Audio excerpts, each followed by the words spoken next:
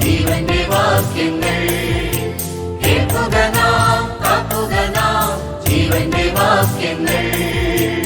ആ പഴയ കുന്തക്കുരുടി എന്ന നവമാധ്യമ വേദിയിൽ ഞാൻ കേട്ടത് നിങ്ങളോട് എന്ന ധ്യാനചിന്ത പരിപാടിയിലേക്ക് സ്വാഗതം. ദൈവത്തിൻ്റെ വിലയേറിയ നാമം വാഴ്ത്തപ്പെടുമാറാകട്ടെ. ദൈവം നൽകിയ ഈ ദിവസത്തിനായി നമുക്ക് ദൈവത്തെ സ്തുതിക്കാം, നമുക്ക് നന്ദി കരയേറ്റാം. ഇന്നത്തെ ധ്യാന ചിന്തയ്ക്കായിട്ട് സങ്കീർത്തനം 103 രണ്ടാമത്തെ വാക്യം വായിക്കുന്നു. എൻ മനമേ യഹോവയെ വാഴ്ത്തുക, അവൻ്റെ ഉപകാരങ്ങൾ ഒന്നും മറക്കരുത്. എൻ മനമേ യഹോവയെ വാഴ്ത്തുക, എൻ്റെ സർവാന്തരംഗമായി അവൻ്റെ വിശുദ്ധ നാമത്തെ വാഴ്ത്തുക എന്ന ഒന്നാം വാക്യത്തിൽ നാം കാണുന്നു. നമ്മുടെ വാഴ്ത്തപ്പെട്ട കർത്താവിൻ്റെ രക്ഷിതാഗണം എന്ന നിലയിൽ, ദൈവമക്കൾ എന്ന നിലയിൽ കർത്താവിനെ സ്തുതിക്കുവാൻ, കർത്താവിനെ മഹത്വപ്പെടുത്തുവാൻ ദൈവം നമുക്ക് നൽകിയിരിക്കുന്ന വിലയേറിയ ഭാഗ്യത്തിനായ ദൈവത്തെ സ്തുതിക്കാം. അവൻ്റെ സന്നിധിയിൽ കടന്നു വന്ന് കൃപ എന്ന് ആർത്തുകൊണ്ട് അവനെ സ്തുതിപ്പാൻ, മഹത്വപ്പെടുത്തുവാൻ ദൈവം നമുക്ക് എത്രയോ വലിയ ഭാഗ്യം നൽകിയിരിക്കുന്നു. അവൻ്റെ കൃപ നമുക്ക് ലഭിച്ചിരിക്കുന്നു. അവനെ സ്തുതിക്കുവാൻ, മഹത്വപ്പെടുത്തുവാൻ എല്ലാ ദിവസവും എല്ലാ നേരവും ദൈവസന്നിധിയിൽ നമുക്ക് നൽകിയിരിക്കുന്ന വലിയ കൃപയ്ക്കായി സ്തോത്രം. അവനെ നമുക്ക് സ്തുതിക്കാം, അവനെ നമുക്ക് മഹത്വപ്പെടുത്താം. എന്നുള്ളമാകും ദേവാലയത്തിൽ നിന്നും പൊങ്ങും നിനക്ക് വന്ദനം എന്ന് പാട്ടുകാരൻ പാടുന്നു. നമുക്ക് അവനെ സ്തുതിപ്പാൻ, മഹത്വപ്പെടുത്തുവാൻ എത്രയോ അനുഗ്രഹങ്ങൾ ദൈവം നമുക്ക് നൽകിയിരിക്കുന്നു, നന്മകൾ ദൈവം നമുക്ക് നൽകിയിരിക്കുന്നു. ഈ വാക്യത്തിൽ വായിച്ച പോലെ അവൻ്റെ ഉപകാരങ്ങൾ ഒന്നും മറക്കരുത്. അവനെ സ്തുതിക്കുക, അവനെ മഹത്വപ്പെടുത്തുക എന്നുള്ളത് നാം ദിനംതോറും ചെയ്യേണ്ടതാണ് എന്ന് വരികിൽ, അവനെ ഓർക്കുക, അവന് നന്ദിയുള്ളവരായിരിക്കുക എന്നുള്ളതും അത് ദൈവം നമ്മെക്കുറിച്ച് ആഗ്രഹിക്കുന്ന ഒരു കൽപ്പനയാണ്. ഇൻ എവറിത്തിങ് ഗിവ് താങ്ക്സ് എന്ന് 1 തെസ്സലോനിക്ക ലേഖനത്തിൽ നാം വായിക്കുന്നു. എല്ലാറ്റിനും സ്തോത്രം ചെയ്യുവാൻ ദൈവം നമ്മെക്കുറിച്ച് ആഗ്രഹിക്കുന്നു. നന്ദിയുള്ളവരായിരിക്കാൻ ഏത് സാഹചര്യത്തിലും, ദൈവം നമുക്ക് നൽകുന്ന അനുകൂലവും പ്രതികൂലവുമായിട്ടുള്ള ഏത് സാഹചര്യത്തിലും എല്ലാറ്റിനും നന്ദിയുള്ളവരായിരിക്കാൻ ദൈവം നമ്മെക്കുറിച്ച് ആഗ്രഹിക്കുന്നു. മാത്രമല്ല, സങ്കീർത്തനക്കാരനെ ഓർപ്പിക്കുന്നത് അതൊന്നും മറക്കരുത് എന്നുള്ളതാണ്.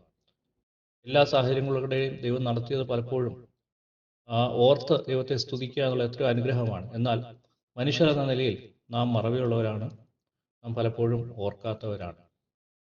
എന്നാൽ ദൈവം നമ്മെക്കുറിച്ച് ആഗ്രഹിക്കുന്നത് നാം മറക്കരുത്, അവനെ സ്തുതിക്കണം, അവനെ നാം മഹത്വപ്പെടുത്തണം, നന്ദിയുള്ളവരായിരിക്കണം ഏത് സാഹചര്യത്തിലും. ഇയ്യോബിനെ പോലെ, പൗലോസിനെയും ശീലാസനെയും പോലെ ഏത് സാഹചര്യത്തിലും അവനെ സ്തുതിക്കുന്നവരായി, നന്ദിയുള്ളവരായിരിക്കാൻ ദൈവം നമ്മെക്കുറിച്ച് ആഗ്രഹിക്കുന്നു. നമുക്ക് അറിയാവുന്ന ഒരു പ്രത്യേക ഭാഗം ലൂക്കോസിന്റെ സുവിശേഷം 17-ാം അധ്യായത്തിൽ 10 കുഷ്ഠരോഗികളെ പറ്റി പരാമർശിക്കുമ്പോൾ നാം കാണുന്നുണ്ട്. അതിൻ്റെ 11-ാം വാക്യം മുതൽ 19-ാം വാക്യം, ലൂക്കോസിന്റെ സുവിശേഷം 17-ാം അധ്യായത്തിൻ്റെ 11 മുതലുള്ള വാക്യത്തിൽ നാം അത് അവിടെ വ്യക്തമായി കാണുന്നു. 10 പേർ സൗഖ്യമായി എന്ന് നാം അവിടെ കാണുന്നു. എന്നാൽ ഒരുവൻ നന്ദിയുള്ളവനായി ദൈവസന്നിധിയിൽ തിരികെ വന്ന് ദൈവത്തിന് നന്ദി കരയേറ്റുന്നതായിട്ട് നാം കാണുന്നു. നാം ആദ്യത്തെ വാക്യങ്ങളിൽ നാം വായിക്കുന്നു, 13-ാം വാക്യത്തിൽ, യേശുനായക ഞങ്ങളോട് കരുണയുണ്ടാകണമേ എന്ന് ഉറക്കെ പറഞ്ഞു. നാം പലപ്പോഴും പല സാഹചര്യങ്ങളിൽ ദൈവത്തോട് അപേക്ഷിക്കുകയും ദൈവത്തോട് നാം നമ്മുടെ ഹൃദയങ്ങളെ പകരുകയും ചെയ്യും. ദൈവം പ്രാർത്ഥന കേട്ട് ഉത്തരം നൽകി നമ്മെ ദൈവം തക്ക സമയത്ത് അതിന് വേണ്ട ഉത്തരം നൽകി നമ്മെ വിടുവിക്കും, ആശ്വാസം നൽകും. നന്ദിയുള്ളവരായിരിക്കുക എന്നുള്ളത് ദൈവം നമ്മെക്കുറിച്ച് ആഗ്രഹിക്കുന്നു. ഇവിടെ 10 പേർ സൗഖ്യമായി എന്ന് നാം കാണുന്നു. വിശ്വാസത്തോടെ അവർ പ്രാർത്ഥിച്ചു, അതാണ് നാം അവിടെ കാണുന്നത്. 14-ാം വാക്യത്തിലേക്ക് വരുമ്പോൾ, അവൻ അവരെ കണ്ടിട്ട്, നിങ്ങൾ പോയി പുരോഹിതന്മാർക്ക് നിങ്ങളെ തന്നെ കാണിപ്പിൻ എന്ന് പറഞ്ഞു. പോകയിൽ തന്നെ അവർ ശുദ്ധരായി തീർന്നു. അവർ വിശ്വസിച്ചു, കർത്താവിന് അത് ചെയ്യുവാനായിട്ട് കഴിയും. നന്ദിയോടെ അവർ ദൈവസന്നിധിയിൽ വരുവാനായിട്ടും ദൈവം ആഗ്രഹിക്കുന്നു. അവരെല്ലാവരും ഹൃദയത്തിൽ നന്ദിയുള്ളവരായിരുന്നു എന്നാണ് ഞാൻ കരുതുന്നത്. ദൈവത്തെ സ്തുതിച്ചു കാണും. എന്നാൽ ഒരുവൻ മാത്രം വ്യത്യസ്തനായിട്ട് 15-ാം വാക്യത്തിൽ നാം കാണുന്നു, അവരിൽ ഒരുത്തൻ തനിക്ക് സൗഖ്യം വരുന്നത് കണ്ട് ഉച്ചത്തിൽ ദൈവത്തെ മഹത്വപ്പെടുത്തി. മറ്റുള്ളവരെല്ലാം ദൈവത്തെ മഹത്വപ്പെടുത്തി, ഹൃദയം കൊണ്ട് നന്ദി പറഞ്ഞു കാണും. എന്നാൽ ഒരുത്തൻ ദൈവത്തിന്റെ നന്മകളെ ഓർത്തപ്പോൾ അത് മറക്കാതെ തിരികെ വന്ന് ഉച്ചത്തിൽ ദൈവത്തെ മഹത്വപ്പെടുത്തി അവൻ്റെ കാൽക്കൽ കവിന്ന് വീണ് അവന് നന്ദി പറഞ്ഞു. അങ്ങനെ തന്നെയാണ് അവിടെ രേഖപ്പെടുത്തിയിരിക്കുന്നത്. കർത്താവ് ചോദിക്കുന്നു, 10 പേർ ശുദ്ധരായി തീർന്നില്ലയോ? 9 പേർ എവിടെ? 10 പേർ ശുദ്ധരായി തീർന്നില്ലയോ? 9 പേർ എവിടെ? നാം അനുഭവിച്ച നന്മകളെ ഓർത്താൽ, ദൈവം നമുക്ക് നൽകിയ അനുഗ്രഹങ്ങളെ ഓർത്താൽ, ദൈവം നമുക്ക് പാപത്തിന് ക്ഷമ നൽകി, നമുക്ക് രക്ഷ നൽകി. ദൈവം അഗാധമായ അപ്രമേയമായ സ്നേഹം നമ്മുടെ മേൽ പ്രദർശിപ്പിച്ചു. ഓരോ ദിവസവും തൻ്റെ കൃപയാൽ നമ്മെ പരിപാലിക്കുന്നു. അനുഗ്രഹിക്കപ്പെട്ട പ്രത്യാശ നമുക്ക് നൽകിയിരിക്കുന്നു. സ്വർഗത്തിലെ സകല ആത്മീയ അനുഗ്രഹങ്ങളാൽ ദൈവം നമ്മെ അനുഗ്രഹിച്ചിരിക്കുന്നു. എണ്ണിക്കൂടാതെ വണ്ണം എത്രയോ അനുഗ്രഹങ്ങൾ. എണ്ണി എണ്ണി സ്തുതിക്കുവാൻ പാട്ടുകാരൻ പാടുന്നു, എണ്ണമില്ലാത്ത കൃപകളിനാൽ. ഇന്ന് പാടി ദൈവത്തെ മഹത്വപ്പെടുത്തുവാൻ, കർത്താവിനെ മഹത്വപ്പെടുത്തുവാൻ ദൈവം നമ്മുടെ ജീവിതത്തിൽ എത്രയോ നന്മകൾ നൽകിയിരിക്കുന്നു. സങ്കീർത്തനക്കാരൻ പറയുന്നു, അവൻ്റെ ഉപകാരങ്ങൾ ഒന്നും മറക്കരുത്. നാം ആ മടങ്ങി വന്ന കുഷ്ഠരോഗിയെ പോലെ അവൻ്റെ സന്നിധിയിൽ അവനെ മഹത്വപ്പെടുത്തി, അവൻ്റെ കാൽക്കൽ വീണ് ഓരോന്നിനും, ഇൻ എവറിത്തിങ് ഗിവ് താങ്ക്സ്, എല്ലാറ്റിനും, നല്ലതും പ്രതികൂലവും അനുകൂലവും എല്ലാം ദൈവം നന്മയ്ക്കായിട്ട് കൂടി വ്യാപരിക്കുന്നു എന്നുള്ള ഉറച്ച ബോധ്യത്തോടെ ദൈവത്തിന് അങ്ങനെ പറയുന്നുവല്ലോ. അവന് നന്ദിയുള്ളവരായിരിക്കാൻ ദൈവം നമ്മെ സഹായിക്കട്ടെ. മാത്രവുമല്ല, മറ്റ് 9 പേർക്ക് ലഭിക്കാത്ത ഒരു അനുഗ്രഹം നാം 19-ാം വാക്യത്തിൽ കാണുന്നു.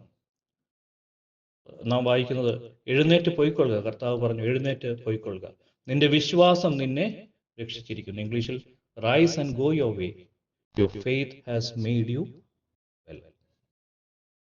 ഇത് മറ്റ് 9 പേരോടും പറയുന്നതായിട്ട് കാണുന്നില്ല, കാരണം അവർ മടങ്ങി വന്നില്ല. ഈ ഒരുവന് കർത്താവിന്റെ സന്നിധിയിൽ നന്ദിയുള്ളവരായി ദൈവസന്നിധിയിൽ വന്നപ്പോൾ കർത്താവ് അവനോട് പറയുകയാണ്, your faith has made you well. എന്ന് വെച്ചാൽ, നാം കർത്താവുമായിട്ടുള്ള ആത്മീയ ബന്ധത്തിൽ കൂടുതൽ ദൃഢതയുള്ളവനായി, കൂടുതൽ അത് ഉറപ്പിക്കുന്നതായി, കർത്താവിനെ കൂടുതൽ സ്നേഹിക്കുന്നവനായി, അവൻ്റെ സ്പിരിച്വൽ റെൽം, അവൻ്റെ ആത്മീയ തലം അത് കൂടുതൽ അനുഗ്രഹമുള്ളതായി തീരുവാനായിട്ട് ഇടയായി. നാം നന്ദിയുള്ളവരായിരിക്കണം, വിശ്വാസമുള്ളവരായിരിക്കണം. എന്നാൽ ദൈവസന്നിധിയിൽ നാം നമ്മുടെ നന്ദിയെ, നമ്മുടെ ഹൃദയത്തെ നാം പകരുമ്പോൾ, ഓരോ ദിവസവും എല്ലാറ്റിനും സ്തോത്രം ചെയ്ത് അവൻ്റെ ഉപകാരങ്ങളെ മറക്കാതെ അവന് നന്ദിയുള്ളവരായിരിക്കുമ്പോൾ, faith has made you well, നമ്മുടെ വിശ്വാസ ജീവിതത്തെ ദൃഢപ്പെടുത്തുവാൻ, അത് കൂടുതൽ ഉറപ്പിക്കുവാൻ, അവനോട് കൂടുതൽ അടുപ്പിക്കുവാൻ ദൈവം ഓരോ അവസരങ്ങളും നമുക്ക് നൽകുന്നു. ദൈവത്തിൻ്റെ വചനത്തിനായിട്ട് ദൈവത്തെ സ്തുതിക്കാം. ദൈവം നൽകിയ എല്ലാ നന്മകളെയും ഓർത്ത് ദൈവത്തെ സ്തുതിക്കാം. എൻ മനമേ യഹോവയെ വാഴ്ത്തുക, എൻ്റെ സർവാന്തരംഗമേ അവൻ്റെ വിശുദ്ധനാമത്തെ വാഴ്ത്തുക. എൻ മനമേ യഹോവയെ വാഴ്ത്തുക, അവൻ്റെ ഉപകാരങ്ങളൊന്നും മറക്കരുത്. ദൈവം നമ്മെ സഹായിക്കട്ടെ. അവൻ്റെ വിലയേറിയ നാമം വാഴ്ത്തപ്പെടുമാറാകട്ടെ.